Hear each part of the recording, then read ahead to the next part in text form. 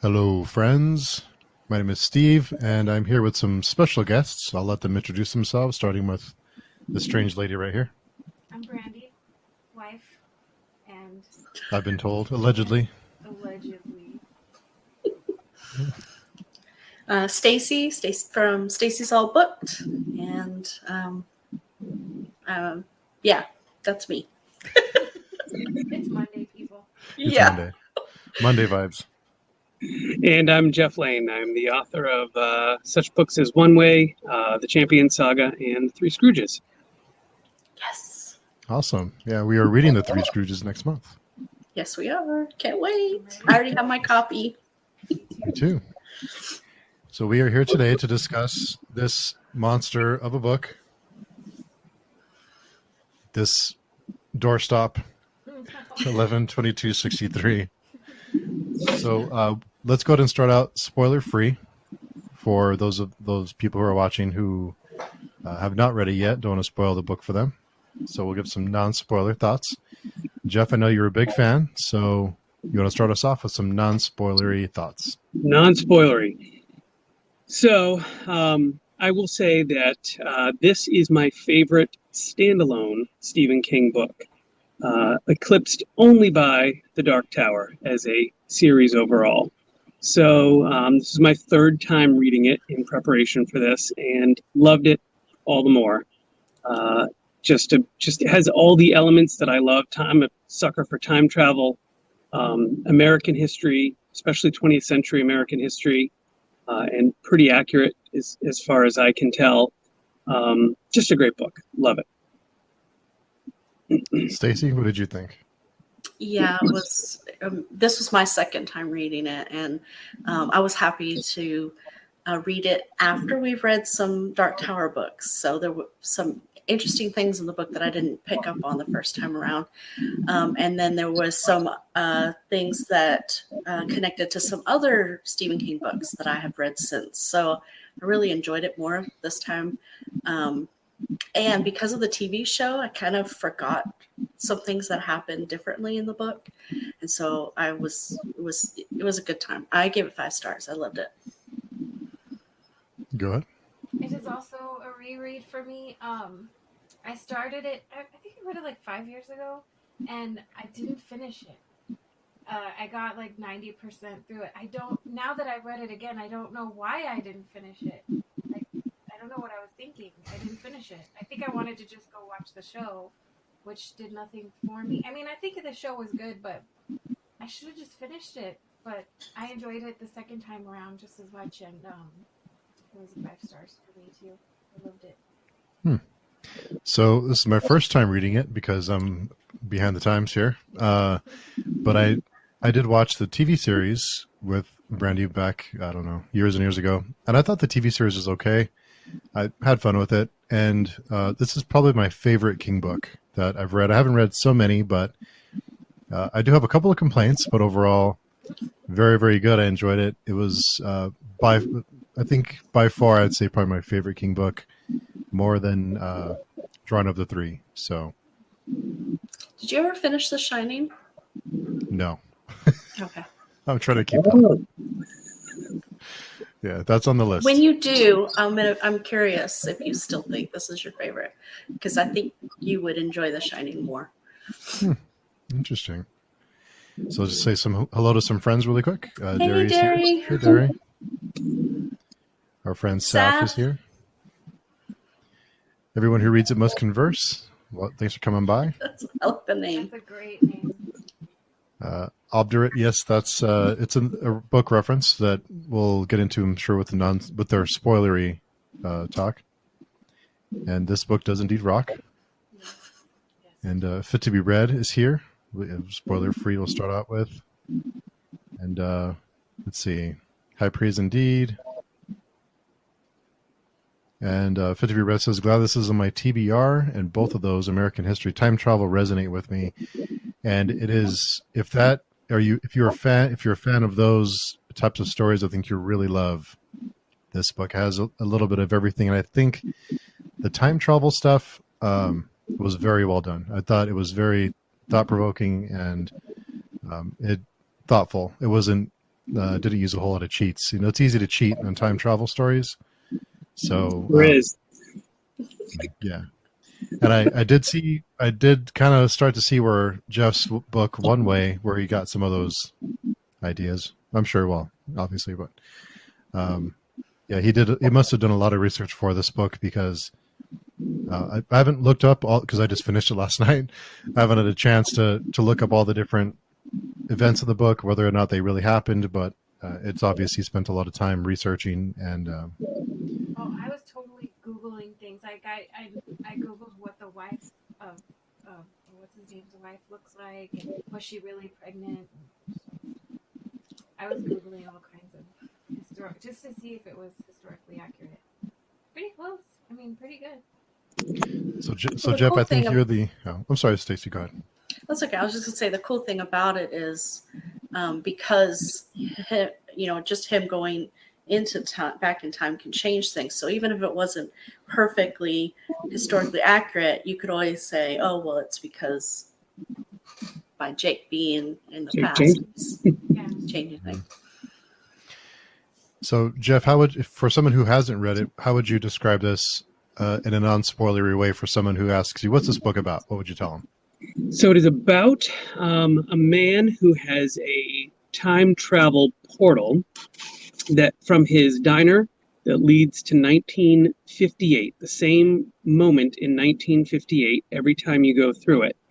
And this man initially uses this portal to just for his own amusement, but he becomes obsessed with the JFK assassination, and he realizes that that one moment in American history has so much impact on the rest of the century and the rest of leading up to what we know today, impacts on Vietnam and civil rights and other things. So he makes it his goal to try to stop that one moment in history.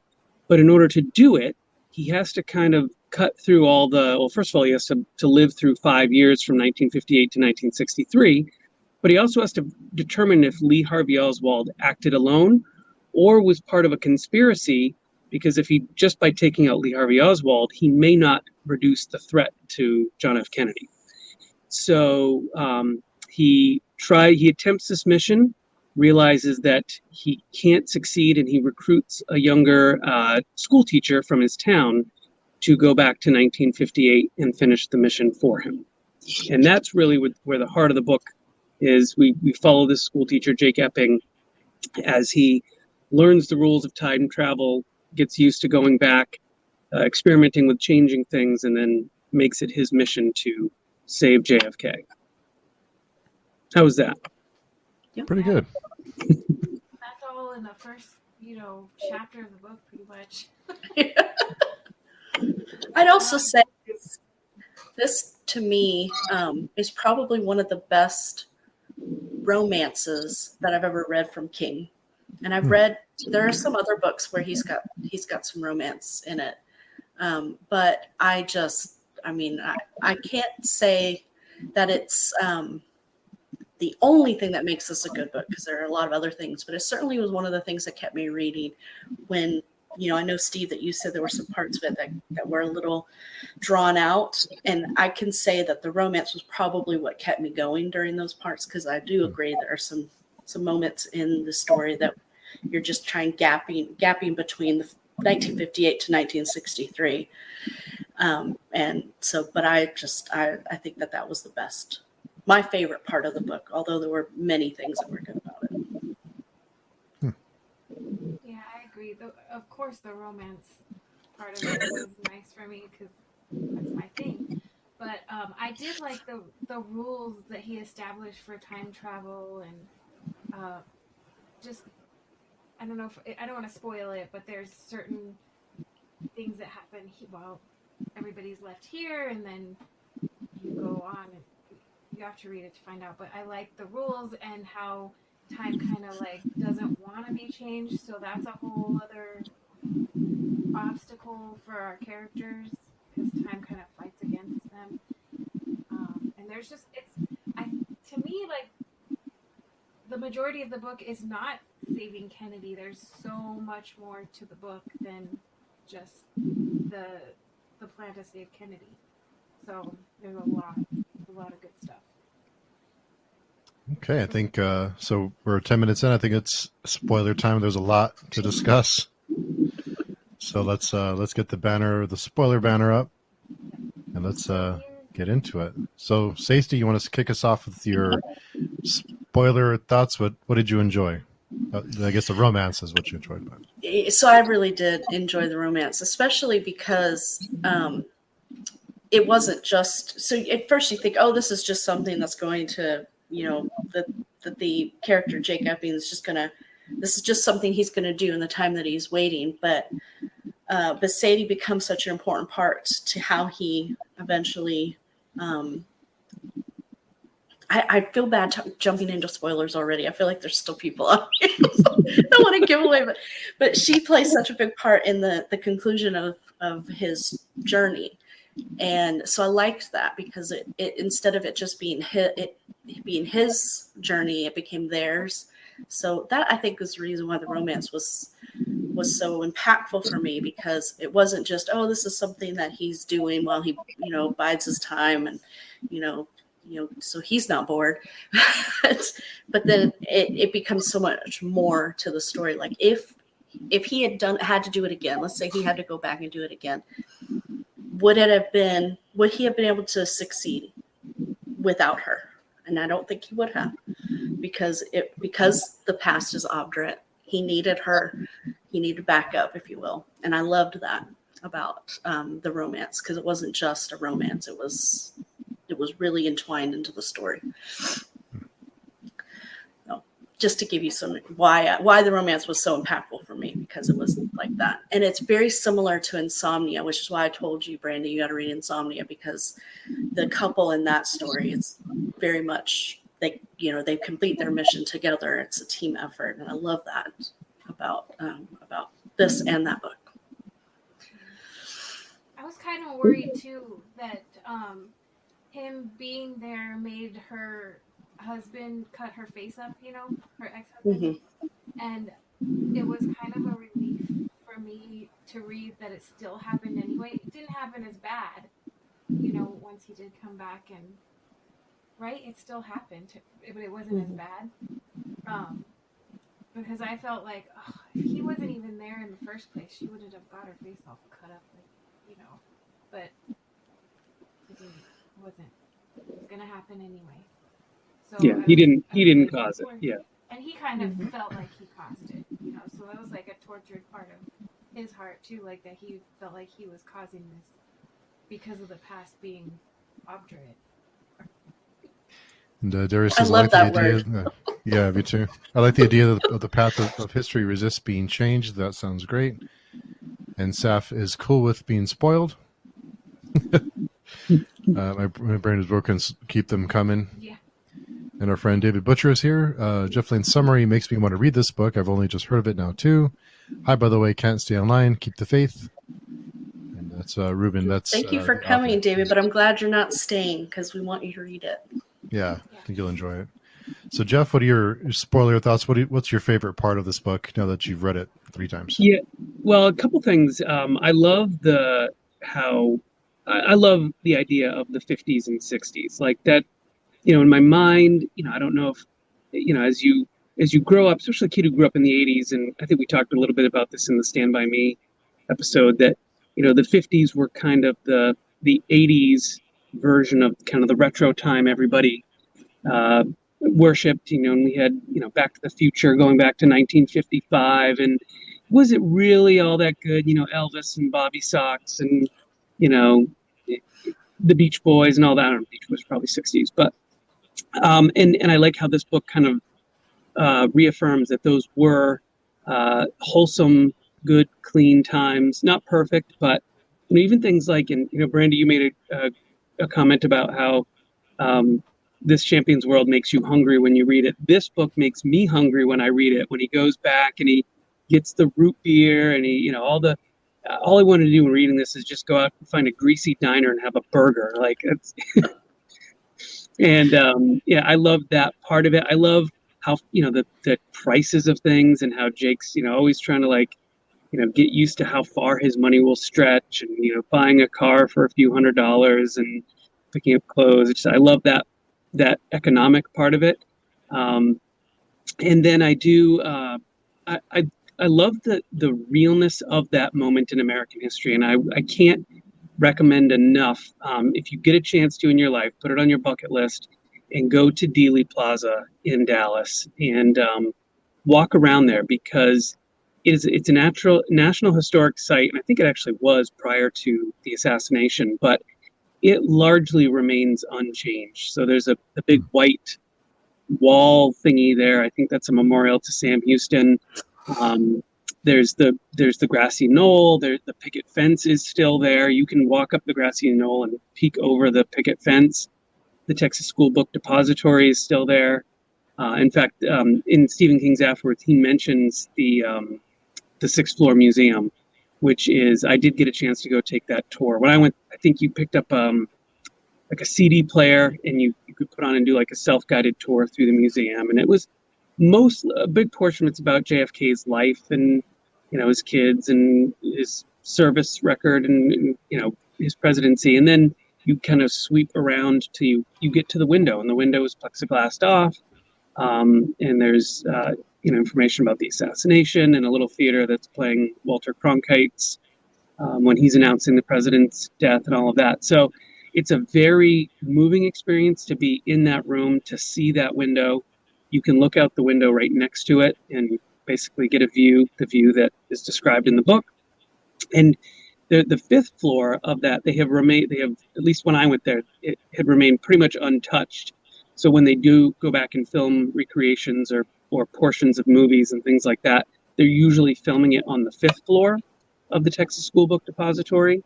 So it's just very moving and real to be there. And even though this book is fiction, science fiction, if you will, or horror, however you want to categorize it, there's a realness to it because it happened to a real man and happened to a country. So if you get a chance, go to Dealey Plaza and check that out. That's my recommendation. I want to do that for sure. What's your favorite part? Well, I had a fascination with Jackie O when I was young, like obsessed. I was obsessed. I read, this huge thick book as a middle schooler, A Woman Named Jackie. Have you guys ever read that or heard of it? It was like a TV miniseries, and I heard that it was a book, so I got the book. I read it like 3 times. I don't know. I just had this obsession with her. So naturally, the Kennedy thing for me is, I don't know. I just have nostalgia, and I was very fascinated as a child with the story and couldn't, believe. So it was really fun for me to read this one, and just kind of, I like that part of it. There wasn't very much Jackie O in it, but what I got, I enjoyed. But just like even the way he describes that she's gonna be wearing that pink suit later, and I just loved it. And I did love, like Stacey, I love the romance part of it, but I liked that it wasn't just about going back and saving Kennedy. There's so many things that he does, and so many lives he changes, and some of them for the better, So it was sad for me at the end when he had to go back and erase everything, because like just all the kids he influenced, and it was a good book. I did like how you got to see Harry in multiple, or learn of Harry's future in multiple different scenarios, right? So in the first scenario, we know that he's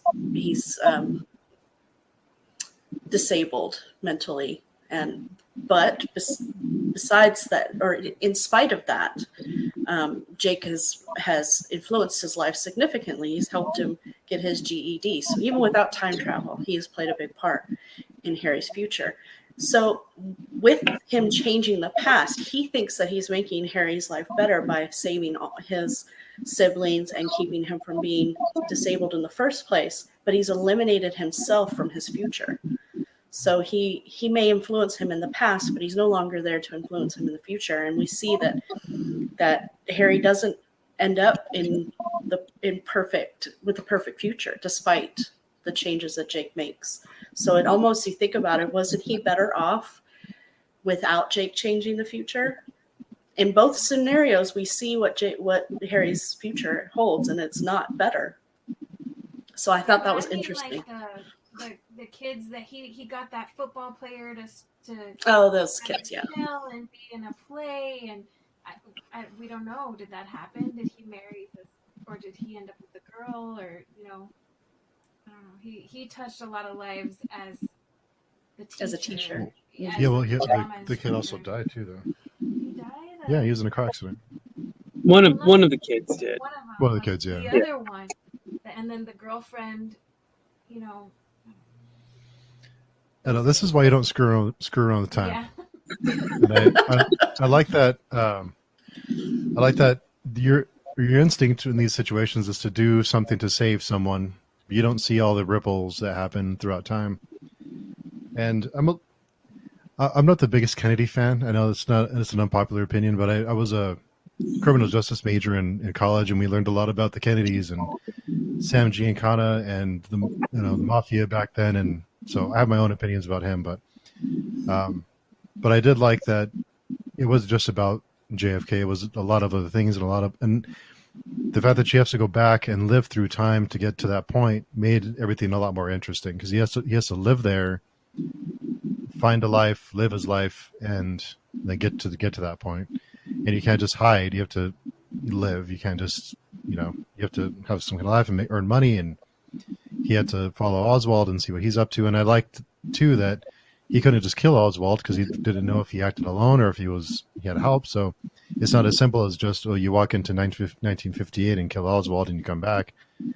There's a lot more to it than that. But I did love the butterfly effect stuff, because you change one little thing and it ripples and it changes everything. And the yellow card man, which that was really neat. I like that a lot. Yeah. What do you think the significance of the card was? Because even after the second time, I was still like, what was the significance of the card? Did the card signal that there was something wrong with the timeline? I think the way he described it, he said it was kind of like a radiation detector that if you worked at a nuclear plant, but it was judging your sanity. So the more strings that kind of broke out from these butterfly effect things, the more it would impact those watchers' sanity, and then the card was kind of registering how bad their mind was getting before they broke. That's how I did have a question though about, because there's moments that people see our main character, people see George, and they say there's a few people who say I saw someone with you, or I saw a ghost with you, or I saw who was that was with him, because some people say I saw someone walking next to you, or I saw someone in the car with you, but was that one of the green card people, or was it someone or something else? That's a good question, because they describe it as the gym law. The gym law is with you, or but was that the obdurate past that was with him? Was that some other timekeeper that's trying to help him, keep him away from these changes? It's a good question. Yeah, I was curious about that. It's kind of nice not knowing. He'll drop in little creepy things like that, especially coming from kids. When it comes from a kid, it's like, ooh, creepy. Yeah, just like when dogs stare at the wall, that I can't. And I was so hungry, like Jeff, you mentioned, I was so hungry during reading this, when they described the food and the root beer and the ice cream, and it's like, wow, I'm getting hungry just reading this book. Especially because he talks about the flavors of everything, right? How everything tasted so much better back then. And it's like, even if I was hungry, I'm not going to find anything that tastes like that now.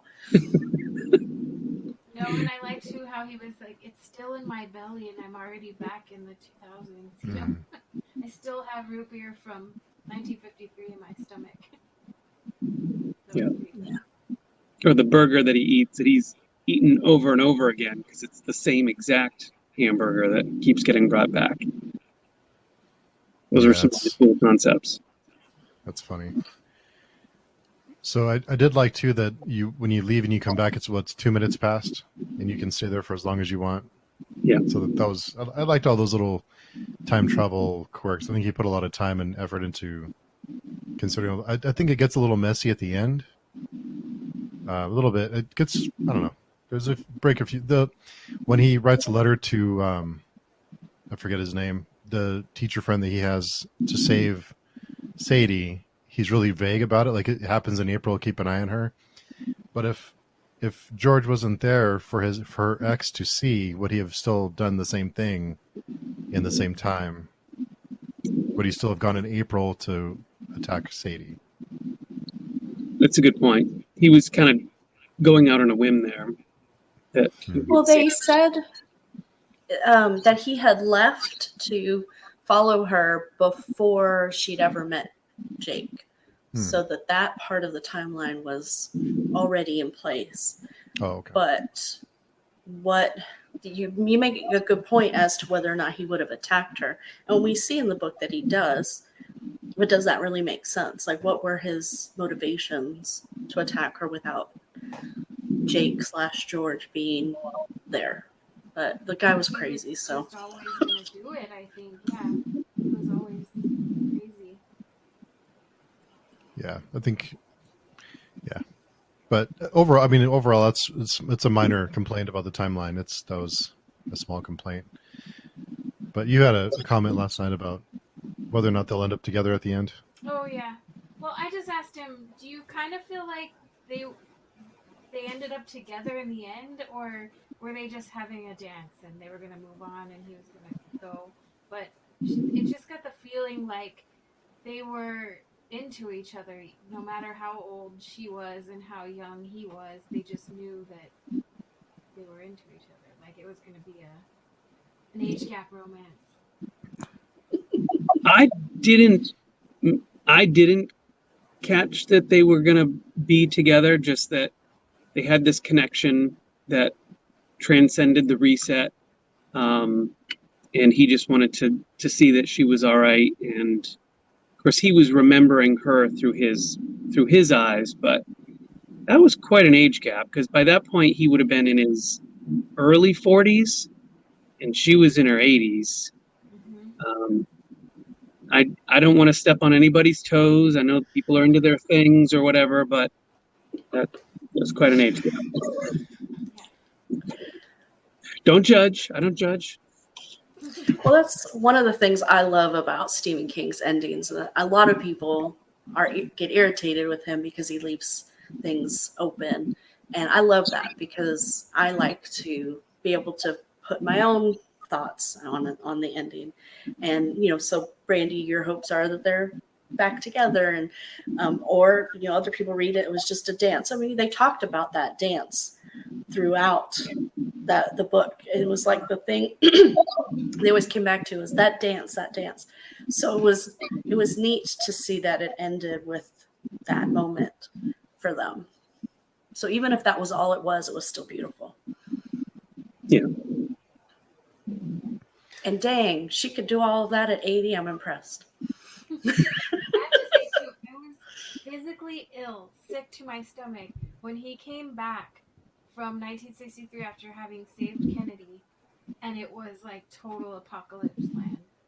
And I was just like, hurry up, just get back in there, come on. And he's talking and he's hanging out, and I'm like, hurry up, I just was like, hurry up, just go back, just reset. It's a mistake. Come on. I was like sick. But we did find out a lot about, what happened. The Maine was part of Canada. There was nuclear wars. The Beatles got back together and then got bombed. Paul's blind or whatever. I don't know. Yeah, that was kind of fun. But yeah, I was enjoying hearing all this stuff or reading about it. But at the same time, I'm like, but you gotta hurry. You gotta get back. Did you, after meeting the second yellow card man and finding out what Jake had been doing and the impact that he was having on reality, did you still want him to go back and meet Sadie again and live happily ever after? Not at any point in time did you want that? I did, How but I knew it wasn't selfish? realistic. How selfish do you have to be to do that? That was like the tragedy of the story. Is like he can't be with her. He can't go back. And I love that kind of stuff in books. Like, But he did still change things. So would it have mattered if he went to be with her versus sending the letter?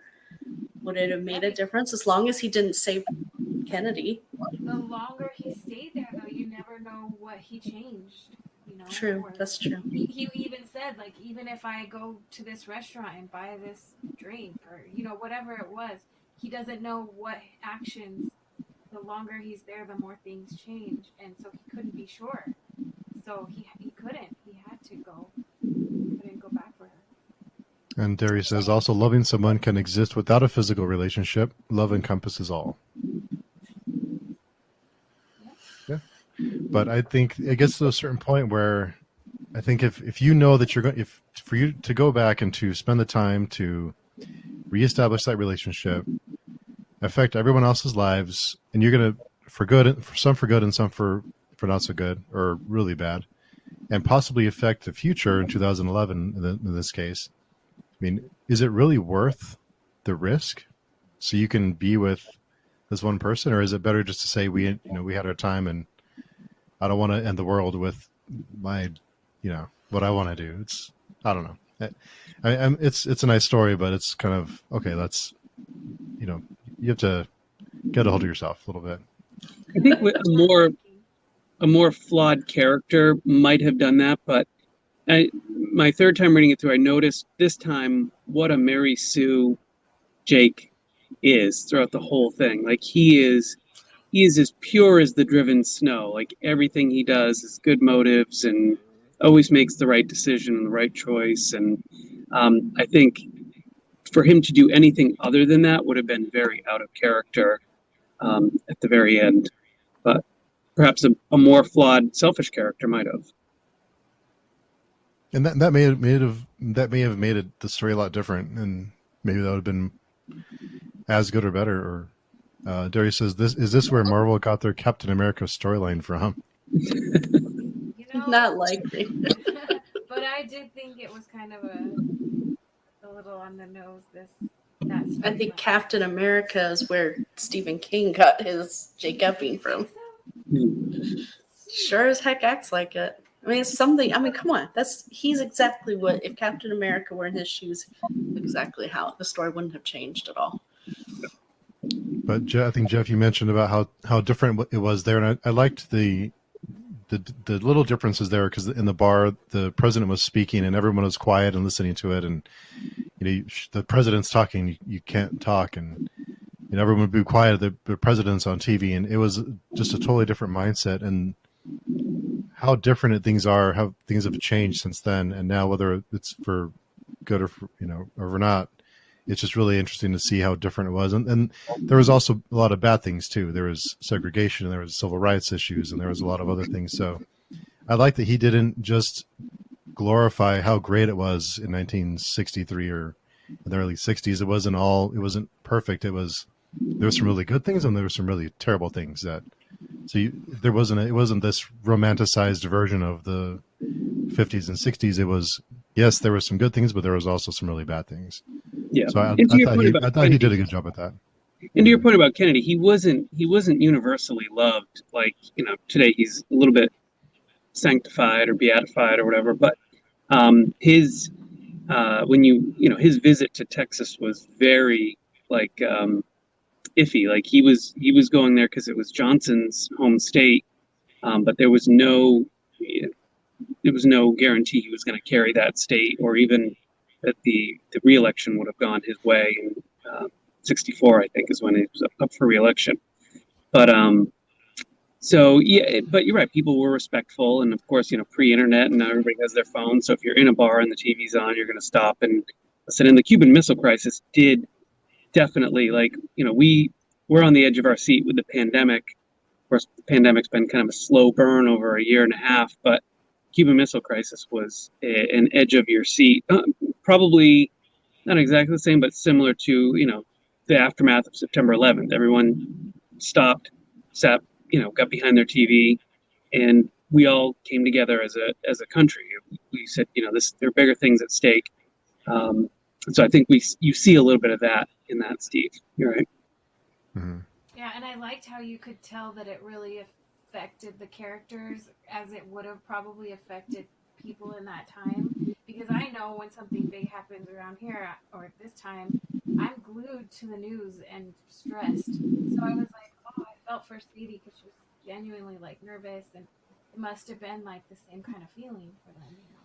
Well, I think it was a lot different now because I think we're a little more cynical and back. I think their mindset then was a lot different than ours is now because we're like, it's gonna be fine, no big deal. But I think back then it's like it was a real threat and there was real fear over these things happening. So, Saf did have a question. What major historical event would you go back in time to try to change? Stacey, you want to take this one? I'm going to take the fifth on that. Just because after reading this book, it's hard to even say I would go back and change anything because now I don't know. But I mean, there's some really bad things that have happened in our history, but who's to know what good things may have come from it? And we could all say that what Hitler did was horrific. Yeah. And, I can't remember his name, the man who owns the diner in the book, but he talks about the watershed moments. And he's absolutely right. Those are watershed moments, but the ripples that come from those aren't always bad. They're horrific when they happen. 9/11 was horrible, but some things good came from it. Maybe not for us personally, but there are some things in our future that are as a result of those things. So yeah, if you go back and change it, you don't know what you're changing.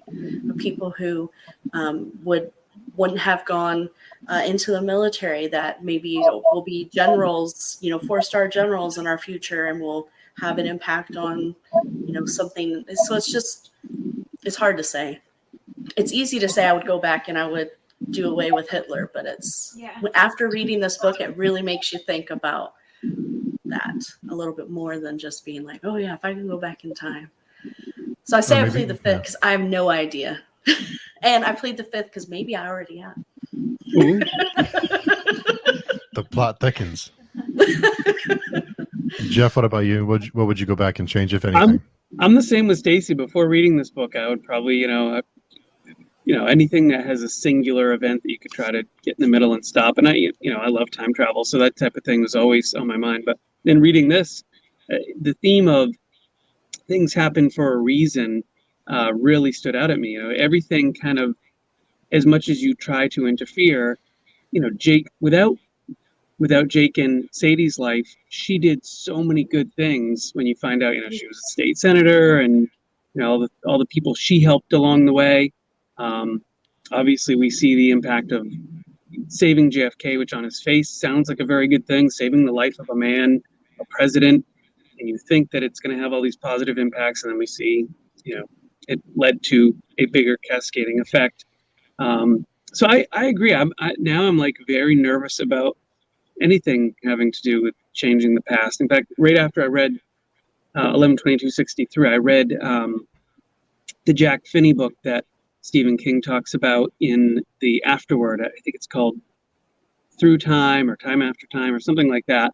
And the whole time I'm reading it, I'm applying 11/22/63 rules to the butterfly effect, and don't change anything, and you're going to come back to the future, and it's not going to be, nothing's going to be there. So now I'm like really gun shy of changing anything in the past. Not that I have a chance, or I might. Who knows? What about you? Yeah, I think I'm the same. I don't know.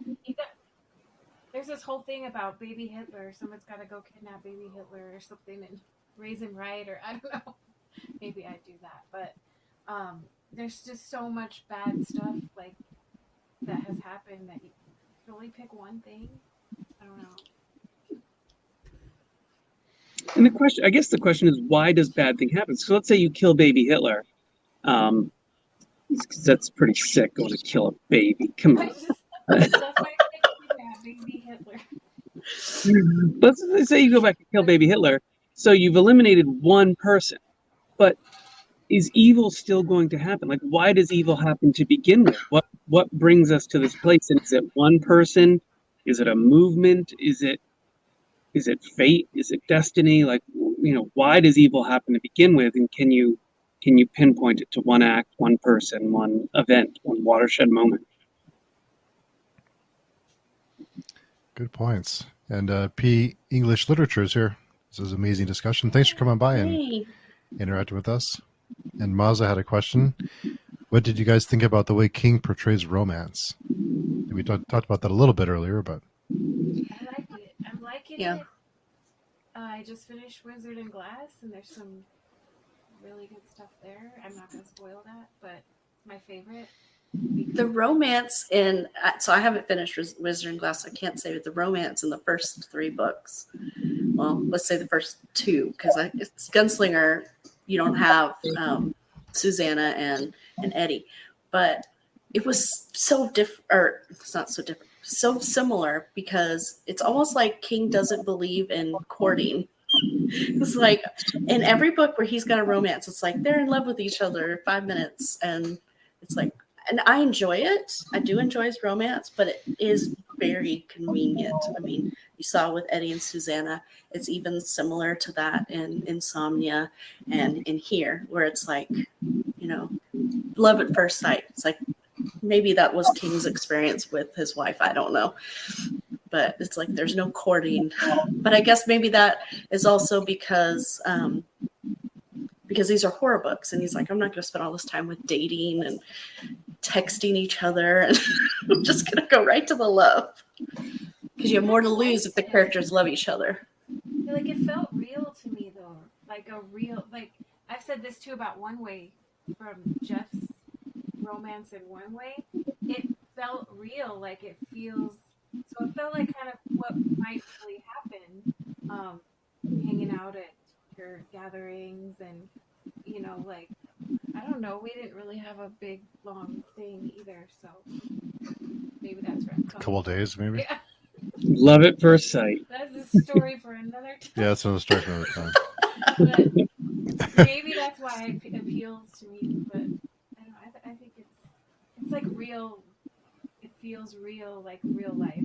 Not like what would really happen. I liked and, it. Mazza, yeah, it was not smooth. Sorry. I was just going to say, yeah. Steve Smooth. Yeah, no.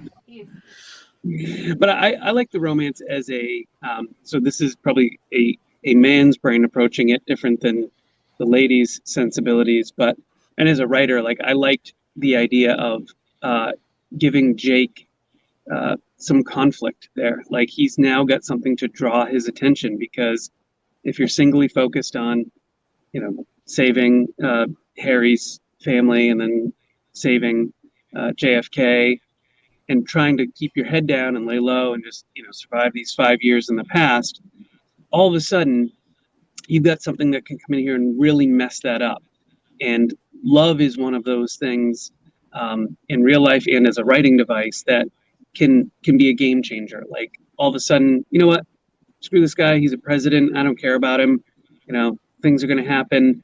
But I have this woman that I love. And, what does that do to your motivations to, so I like that as a potential conflict. And the fact, and I know some people get frustrated with, the female character being just there to be the thing in peril, the damsel on the train tracks. But the fact that we know the past is obdurate and fights back against him, in his analogy of being close to a running machine with sharp teeth, or whatever the analogy he used. Now I've got, not only am I afraid for Jake, but he's telling the story. It's a first person narrative, so that's always a little bit of a cheat. Like, I know he survives up to a certain point to tell this story, and he's also a writer, so you assume he's writing it out longhand or on a typewriter or something. So I'm not as worried about his peril, but now I have her to worry about. I do think that she could be in peril. So as a writer, I kind of like that. That's a good point. So what were the things you did not like, Jeff, what do you think? What things you did not enjoy, if anything?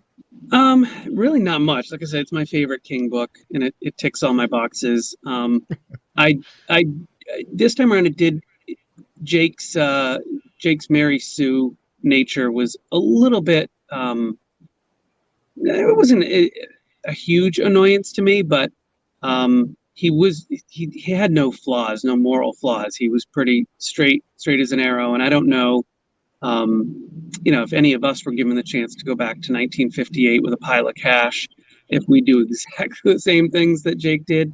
But that's part of its charm too, because he went back to a more innocent time, and he himself was a more innocent kind of protagonist that was going to kind of walk the straight and narrow. So it just stuck out to me. It wasn't something that I didn't like, but he was very very good-hearted. For maybe I'm just an old crusty cynic nowadays that has to have a flawed main character that has a drug problem or beats his dog or something. Who knows? But actually, beating your dog is a fatal flaw for a character. There's no coming back from that.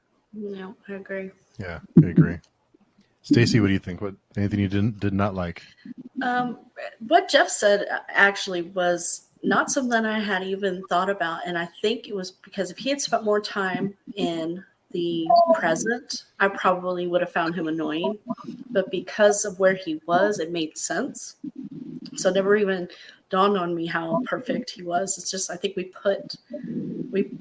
have that thought in our mind that back then people just were better people. I don't know if that's true because I'm not from back then, or just the history writers were really good. But so that didn't annoy me, but there were things that frustrated me with him. Like I think because it was my reread and I already knew that some events were happening, I was impatient. So like when he was, why didn't he tell Sadie sooner about what was going on? And things like that. I was just like, Jake, will you just tell her already? And I think part of that is because I was a reread, and so I was waiting for that to happen. So it was more of an impatience. And also because there's a lot of the book where it's all about what Jake is doing in that time, and only some of it is really about JFK and what he's planning to do. So I'm not going to say I didn't like it. I liked everything in the book. I enjoyed the story, but there were parts where because it was a reread, I knew what was happening. I was impatient for things to happen. So I can't really say that that's a fault of the book. More just because the first time I read it, I would probably say there was nothing wrong. I didn't have any issues. I loved it. And but the second time, I was just like, just get on with it already. What do you think? Any complaints? This isn't a complaint yet, but I have to say that I kind of disagree with Jeff a little. I liked the fact that in our time, he was like a do-gooder type, like he would have been like the most moral person on the planet here. But then he goes back to the 50s, and he's kind of morally not as up to their standards. I mean, he's got that chick and he's hiding his car so that they don't see that, like he's doing all this stuff that now we're like, oh, he's such a good guy. But like in that time, it's scandalous. He's scandalous. And gambling. I think, yeah, like look at all the he's getting beaten up by monsters. I don't know. He's not a good guy. That is a really good point. I didn't even think about that. I mean, really, because he was what we would call a very moral person in our time. But back then, yeah, he was very shady behind. Shady. Maybe just waiting to get him, and then like he sticks it to her. And then he blackmails her. Yeah. I love that. That was good. So he had his moments for sure. Yeah. But I didn't. For me, it got a little dry, and I think Steve's probably going to say this too. But it gets a little dry when he's surveilling Oswald for me and his family. So it's kind of like drags on a little bit there, just a little bit. It's barely even a complaint. I'm nitpicking, but that was a little boring. If I could find, I just wanted him to get on with it there.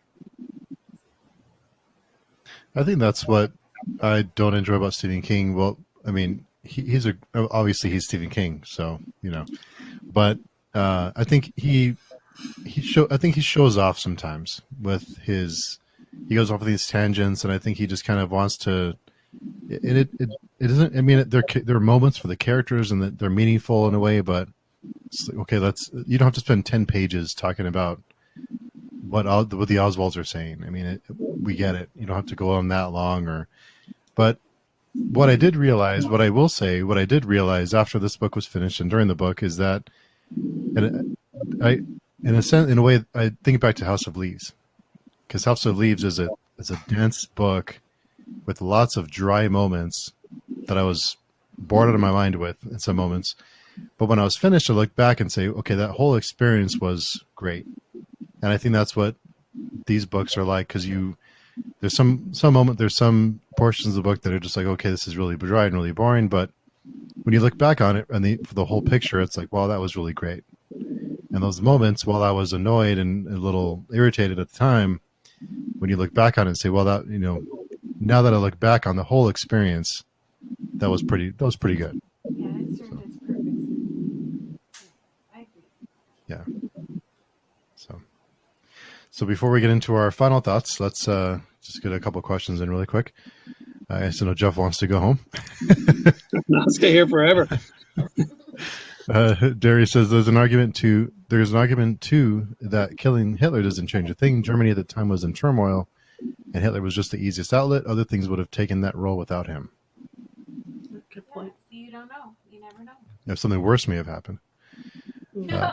Seth says, what silly moment in the past week would you go back and change? So, Jeff, what silly moment would you have changed? That is a good question. Well, I did end up getting a nice juicy cheeseburger on Saturday night, and I was wearing a brand new Champion sweatshirt and got a big blob of grease on it that didn't come out. So I would change that moment, and I would take off the sweatshirt before I bit into that cheeseburger. You monster. I'm Stacey, just what so about you? mad. It was like a brand new sweatshirt, gray sweatshirt. That sucks. That's awful. I would go back and set an alarm for Saturday's Daniel Barnett show that I missed because I fell asleep. We had a 24-hour readathon, and I stayed up way too late Saturday morning, and just took a nap. And yeah. And Jeff, by the way, just a quick plug that we were having a 24-hour readathon for the Three Scrooges. Oh, cool. So, Yes. yeah. So just a heads up. I will join you because I think I need to reread it too. So I need to find out. I have it tentatively scheduled for the 18th, but that's the last weekend before Christmas. And I don't know, some people have Christmas parties or planning. So I'm going to put a poll on the forum to see what date works best for everybody. I'm good with that date, but yeah, we can see. I think I do have a Christmas party that day, ironically, but you can have a discussion without me. I don't. Maybe it's better if I'm not there, and you can say what you really think about it. Oh no, it's so much more fun when the author comes. The kickoff is just us starting to read it. We did like a reading sprint, so we chat about the book, and so yeah, that's just a kickoff for it. It's like a party. Gotcha. Okay. Yeah, it's 1 a.m. for you, so just a heads Yeah, up. it would be 1 a.m. It would be okay. Yeah. So what about you two? thing What would about you your change? silly moments you'd change? Yeah. This is a great question. Yeah, you go first because I'm still trying to think of something here. I would, if I could go back, I would remind Stacey to set an alarm to wake up. I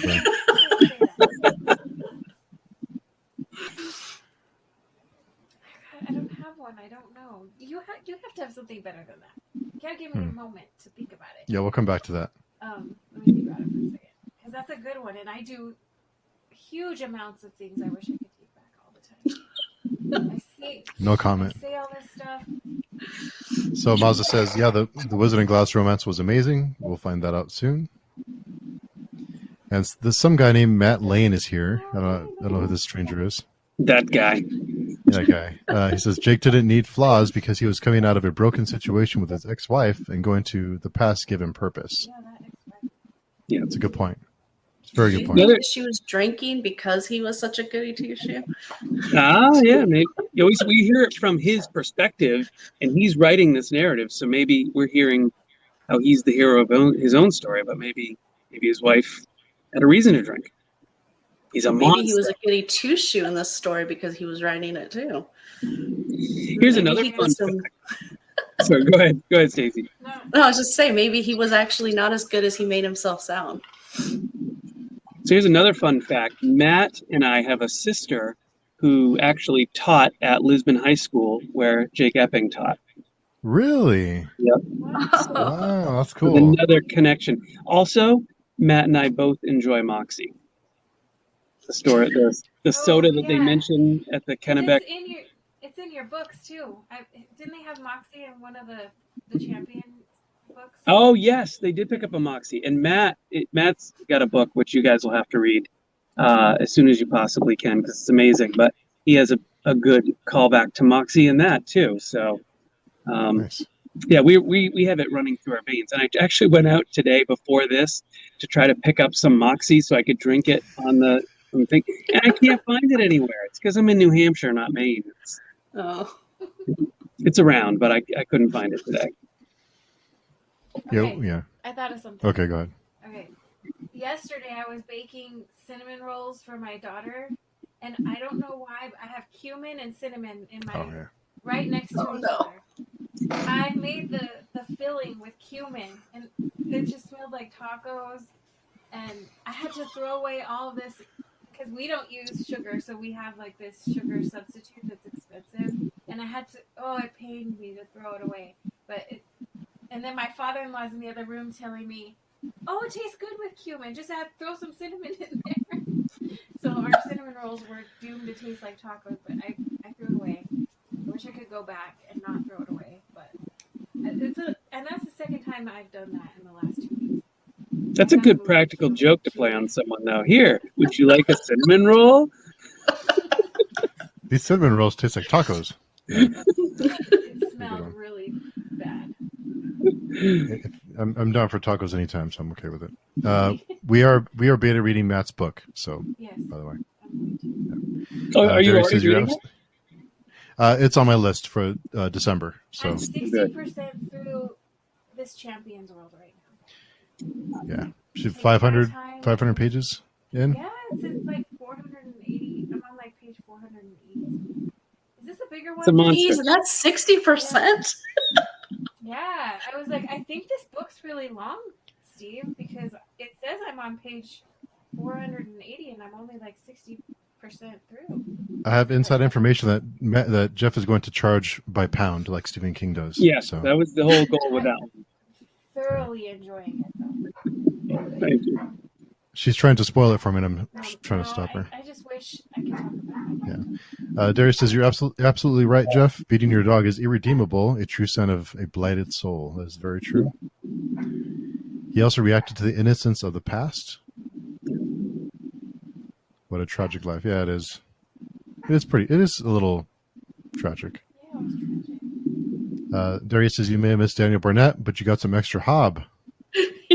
Well, no, I was sleeping. I didn't get extra anything. And Matt better be careful because this may be admissible in court, but he says I'd go back and not murder that hobo.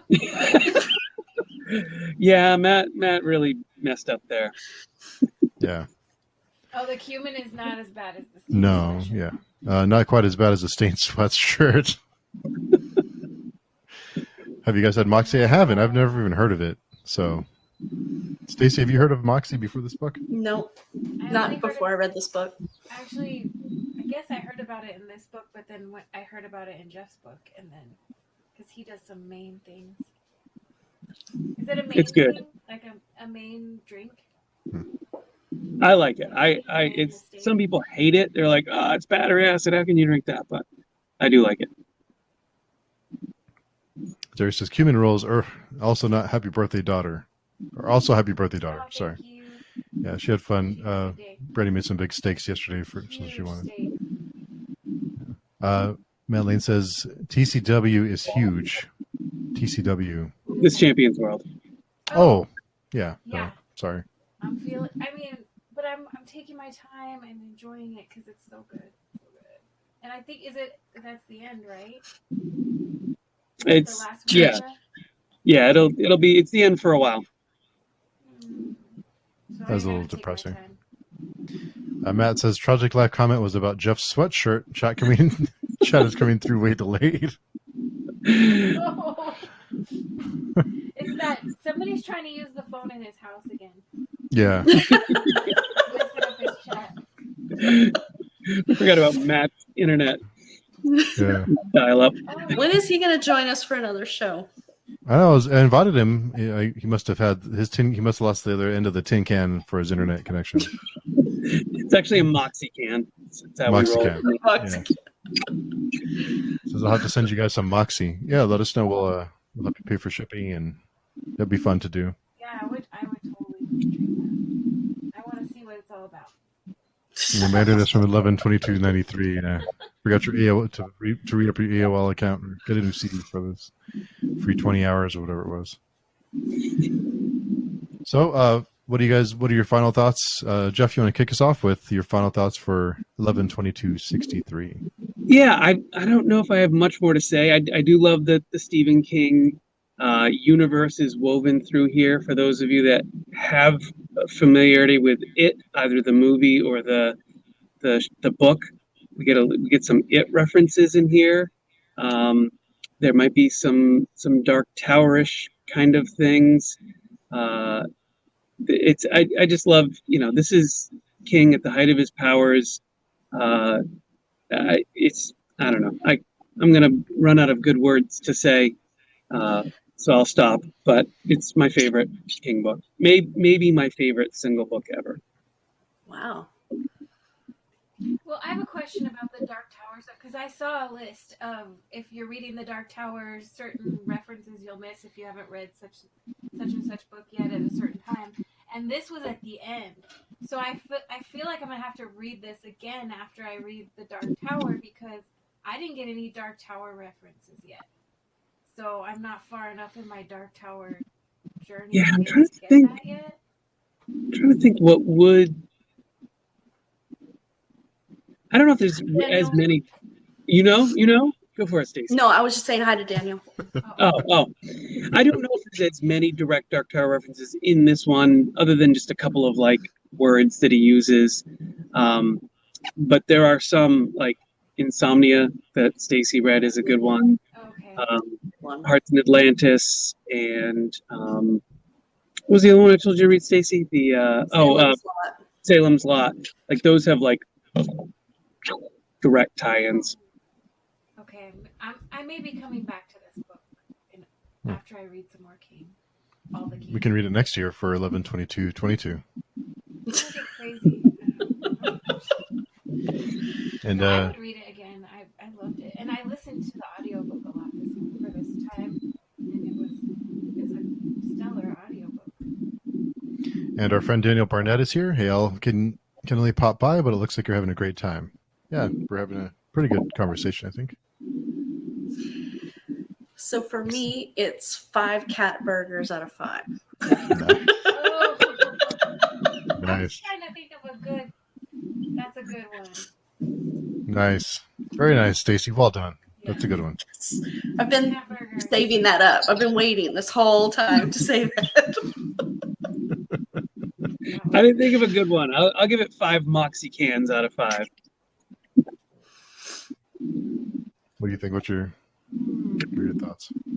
I'm just gonna say 5.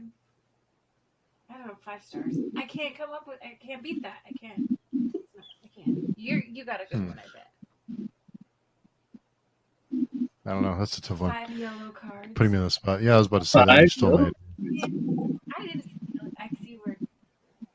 She already knows what I'm thinking. I'm gonna say 5 burgers you've eaten a bunch of times from 1958 out of 5. Or 5 lamps with. Oh, the technology bugged of lamps. bugged Yeah. lamps. That's a good one. So I have a question for you guys, though. So this book tells the story as though, and Stephen King discusses this in the afterwards, that there was no conspiracy. Lee Harvey Oswald acted alone. It was not Johnson. It wasn't the CIA. It wasn't the Cubans. It wasn't the mafia. It was just one crazy guy who had communism on the brain and got a lucky chance to do it. What do you think? What I'd like to hear your thoughts. If you think it was just that simple, or if there's more to it. Stacey, you want to kick us off? I honestly don't have an opinion. Surprisingly, this is not an area of history I know a whole lot about, other than I've heard all the conspiracy theories, but I don't have enough information to really say. I think that what Stephen King did here was believable, and so, but it makes sense, right? Because if there was a conspiracy, we wouldn't have the book wouldn't have gone the way it did, because he wouldn't have been able to stop the assassination. So it kind of had to be this way. But I don't know. I don't really have an opinion. I'm curious what Steve thinks, since he knows more about JFK and that time period. So I'm curious if he thinks there was more to it. I think there was more. I don't want to wear my tinfoil hat or be one of those people. Or I'm not. I don't have a storage container in the backyard that I'm storing food in or anything. But I do think there's more to it than just that. And I think there's there's a lot of history there with the Kennedys and JFK, and a lot to discuss. But I do think there's more to it than just Oswald. I don't think he could have acted alone. So I kind of think I love a conspiracy theory. I think they're fun. And me and my daughter went down this whole rabbit hole recently about, is Paul McCartney really alive? That whole thing. I didn't even know that was a thing. She showed me that. And she was showing me all these videos, and I was like, maybe it really isn't Paul McCartney. So I love it. I think it's fun. It's thought-provoking, but it probably was just that simple, I think. And you, Jeff? I don't know. I go back and forth. The Oliver Stone JFK movie, on top of having every single actor who is in Hollywood at that minute in it, and being a really good movie, it's got it. If it's true, it's not. It's not a documentary. It's a dramatization. But holy cow, there's enough holes in there and enough, papers coming out in New Zealand within hours of it, with a full bio of Lee Harvey Oswald already written up. And if you go and you look over the fence at the grassy knoll, there's a parking lot back there. It could have easily had people in it.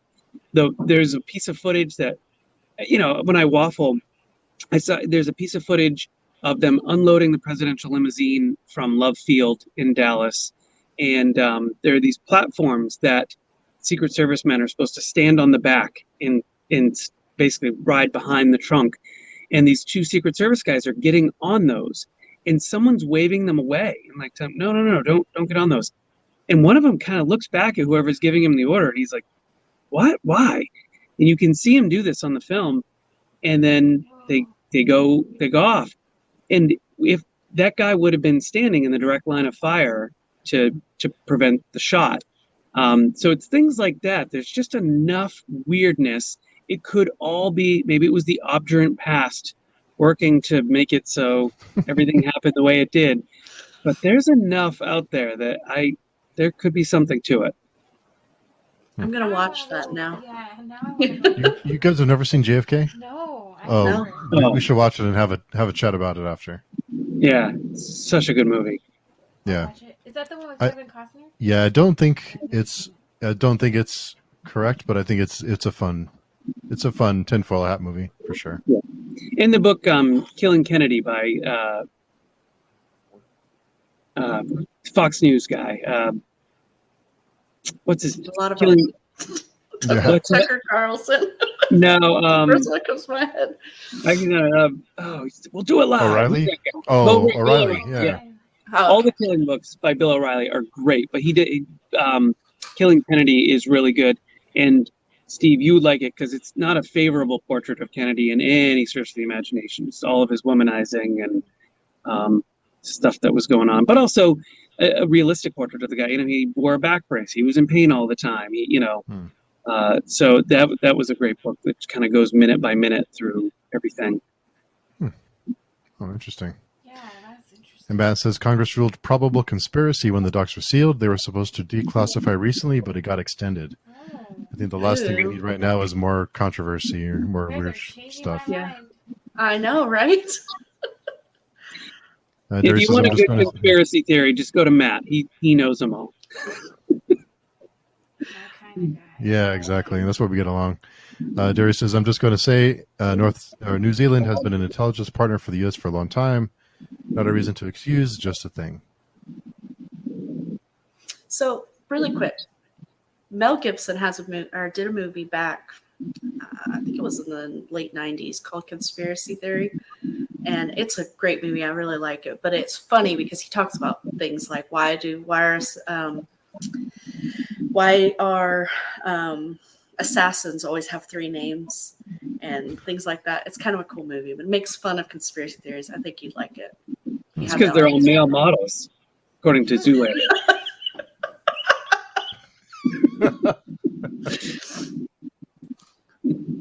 He was great in that movie too. He was kind of like a little crazy. He acted Yeah. crazy. Mel did a Gibson great job in that. Mel Gibson isn't Yeah, good he in did any a good movie, job. but Yeah. okay. So, yeah. Oh, he's not a number. Yeah. So Really? I think we can all agree though this book is pretty great. And Yes. so we do have So to a watch quick JFK question. and talk about it. Steve, you said in your weekly wrap up you weren't quite done, and you were saying it was going to be either 4 or 5 stars, and so you've said here that it was 5 stars. What pushed you over the edge to the 5 stars? I was teetering today because I thought about it all day long. Well, not all day long. I had a lot of stuff to do today, but when I had a few moments of peace and quiet, I thought about it at work. But I was teetering, 4.5, 5 stars. But I think after talking about it and after hearing all of you guys talk about it, I think I think the whole experience, when you step back away and you look at it as a whole piece, I think it's a 5-star book. So I do have some complaints, but they're pretty minor. I mean, they're not too big, but I think it's as a whole, I think it's a great book. I think it could have been 100 pages shorter and still told the same story, but Well, I like too what you said recently about taking your time and just not rating it right away, because that happens to me a lot. Like, I'll just rate the book right away, and then I walk away from it, and then I have the discussion, and you and I talk about it, or whatever happens, and then I start thinking that was really a 5-star read, So I gotta wait, let it marinate. I like And that. Steve, I'm proud of you. We went a whole session talking about time loops and time, and you didn't mention Dark just once. You have no idea how bad I wanted to mention it. You have no idea, and I was trying to hold back. But it did give me even more of an appreciation for what Dark did and the creators, what they did, and it made me want to rewatch it. So it's so Same good, here. so good. It's such a good show. We should This will rewatch be it. my 3rd Talk time about it rewatching it. I am in. If you guys want to do that, Let's give it a little bit. no, let's watch it tonight. Let's do it. I Right love that now. show. So great. That show is so great. And 24-hour that, watch-a-thon. We'll just watch it. Just binge all 3 seasons.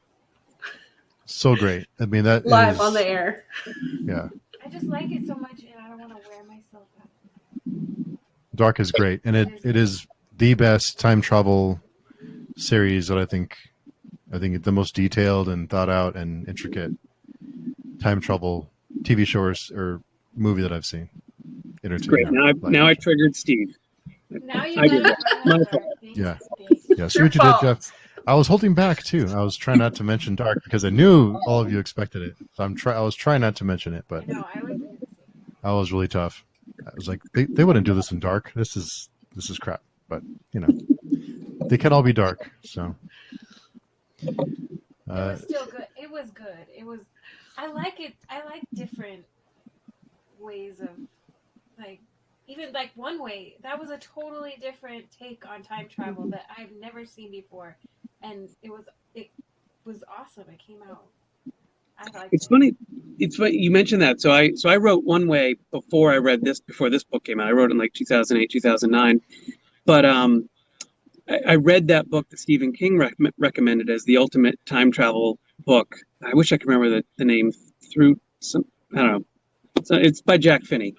I didn't agree with King. I think 11/22/63 is the ultimate time travel book, but that one, it has a lot of the same. It's very similar method of time travel where you go and use like self hypnosis and being in a room that's exact. It's almost like that movie with Christopher Reeves, Somewhere in Time, where he travels just through like the thought of his mind and all of that. So, or the power of his mind. So it was reminiscent of that, but I swear I didn't read any of those before I wrote One Life.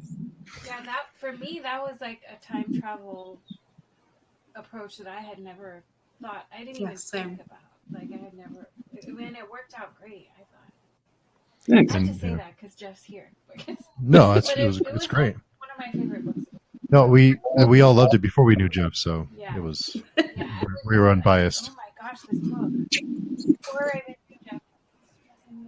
It was good. Before we know how terrible of a person he was, we enjoyed the book. Right. If you'd known then what you know now. It'd be like 1 star. No way. So the world according to Jay is here. We can start now. So thanks, Jay. We were all waiting right. for you. Let's kick it off. Saf says it was the first season of that. I should continue. Yes. Oh yeah. For Dark. And we can do that. And Johanna is here. Hey, how's it going?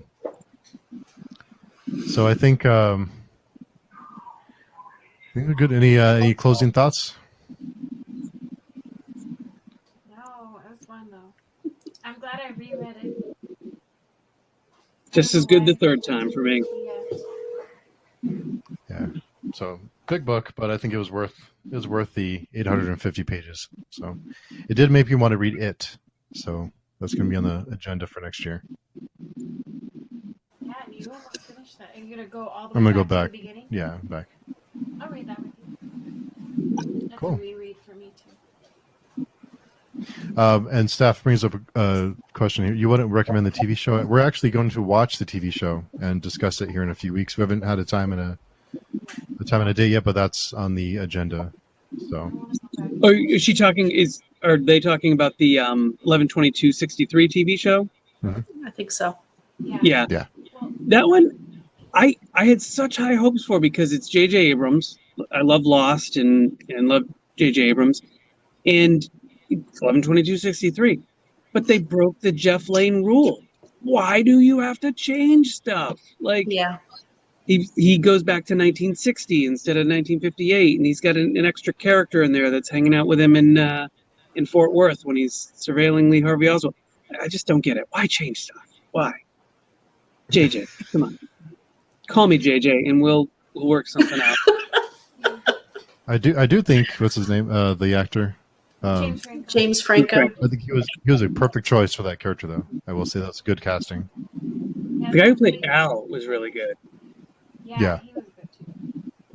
Yeah, so we are going to watch that, and of course, all of you are invited to join for that. We can watch it and talk about how much disappointed. They're never as good as the book, I liked it. so I thought it was okay. But And speaking of people with time travelers with buddies named Al, Dean Stockwell from Quantum Leap just recently passed away. So. Yes. So sad. Yeah. that's sad. You could do Oh, what a bummer. Leap. Quantum Leap's a good show too, yeah. Yeah. Talk about history. That was good. Yeah. I think I learned more history from watching that show than I did in high school. Watch more TV, kids. You'll learn more. Put away So thanks, these everybody. silly books and watch TV. It'll get you through life. But thanks everyone for coming by and chatting with us. It's always fun to interact with all of you. And thanks to Stacey, Jeff, and this strange person sitting next to me to read this together and discuss it. It's always a great time. So, Stacey, where can people find you? Other than the description where I'll put your channel link.